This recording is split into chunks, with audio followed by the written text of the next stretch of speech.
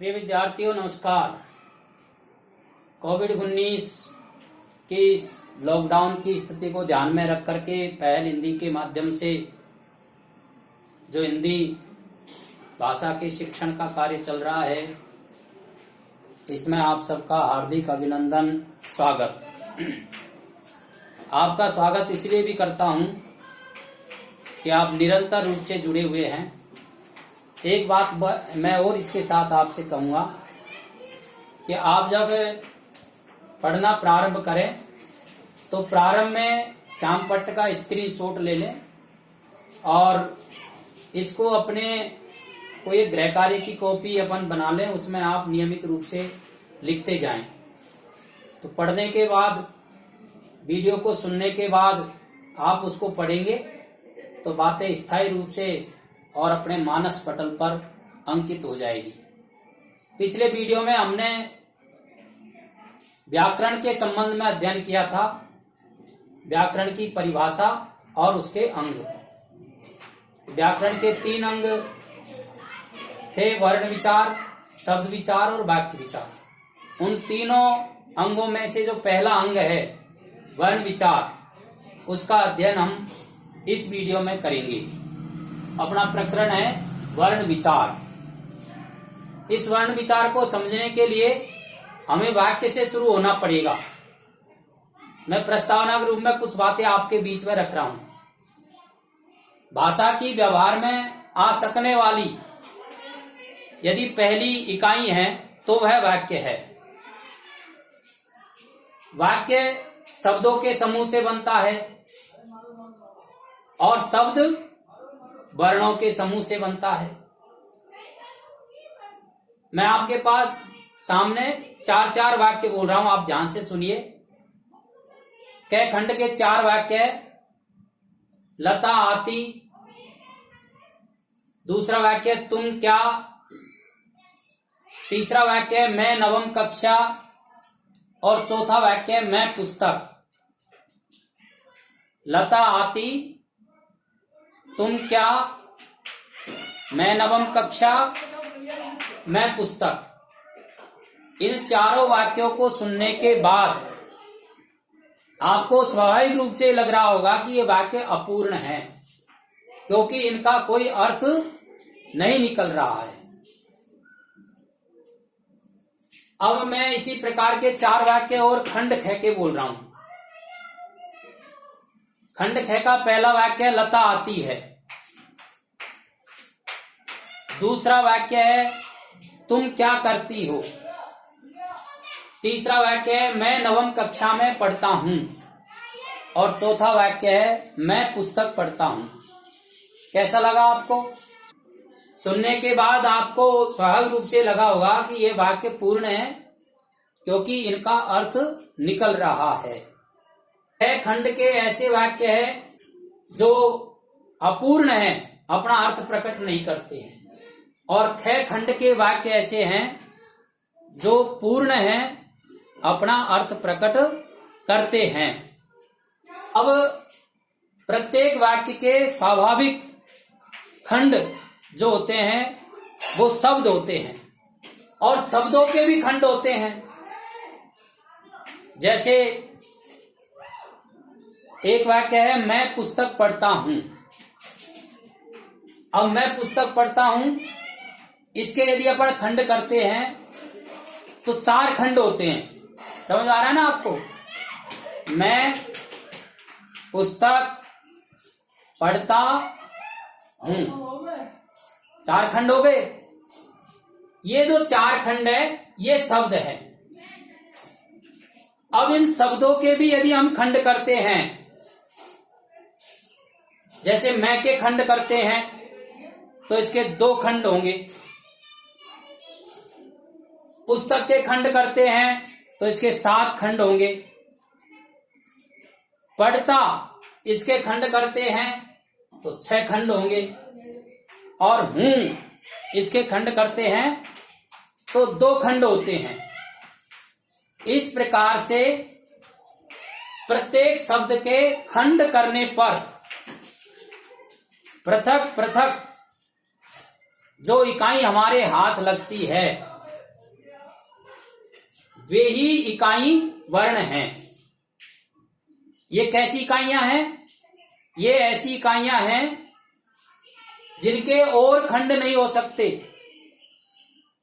और ये उस रचना की सबसे छोटी इकाइयां, लघुत्तम इकाई हैं। इसलिए हम कह सकते हैं, वर्ण की परिभाषा और अर्थ में हम कह सकते हैं कि वर्ण किसे कहते हैं। तो इसकी परिभाषा होगी, व्याकरण की लघुत्तम इकाई को वर्ण कहते हैं। वे मूल ध्वनियां वर्ण कहलाती हैं जिसके खंड न हो सकें। व्याकरण की लघुत्तम इकाई को वर्ण कहते हैं। आप समझिए, व्याकरण के 3 अंग हैं, वर्ण, शब्द, वाक्य। अपन ने प्रारंभ वाक्य से किया है। वाक्य, फिर वाक्य के खंड करने पर शब्द, और शब्द के खंड करने पर वर्ण। समझ आ रहा ना आपको? व्याकरण के 3 अंग है, वर्ण, शब्द, वाक्य। अब हमने वाक्य के खंड किए तो शब्द, और शब्द के खंड करेंगे तो वर्ण। वर्णों का समूह शब्द, शब्दों का समूह वाक्य, वाक्यों के खंड शब्द, शब्दों के खंड वर्ण, और वर्णों के खंड नहीं हो सकते। तो फिर क्या हुआ? वर्ण क्या हो गया? वर्ण व्याकरण की लघुत्तम इकाई हो गई।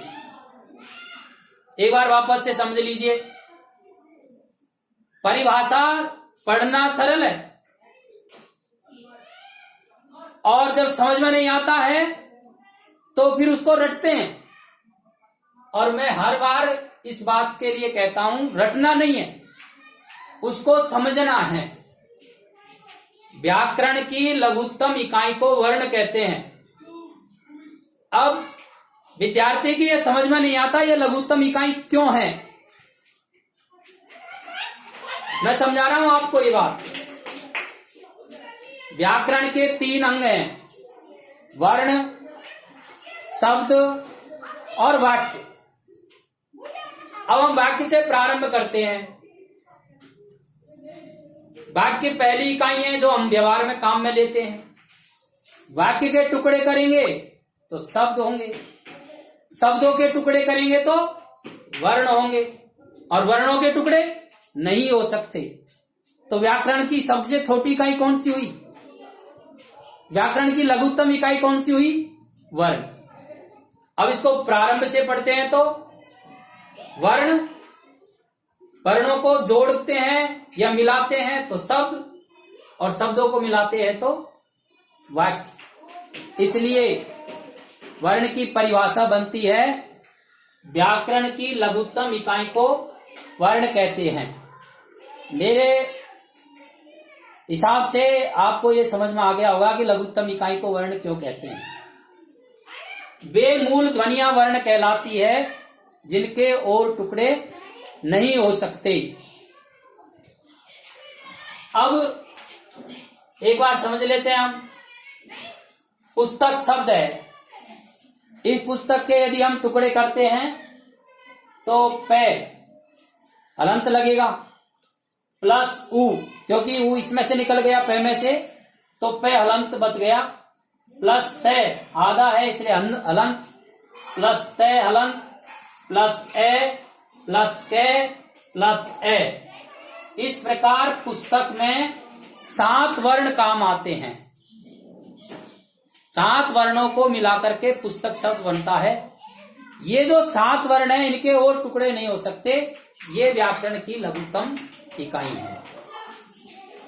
अब प्रश्न आता है कि ये जो वर्ण हैं इनके समूह को क्या कहते हैं?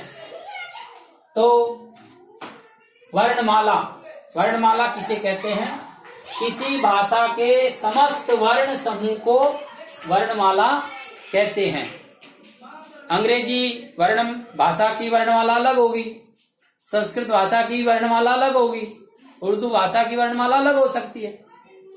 किसी भी भाषा की जो वर्णमाला है उस भाषा में काम आने वाले वर्णों के समूह को कहते हैं।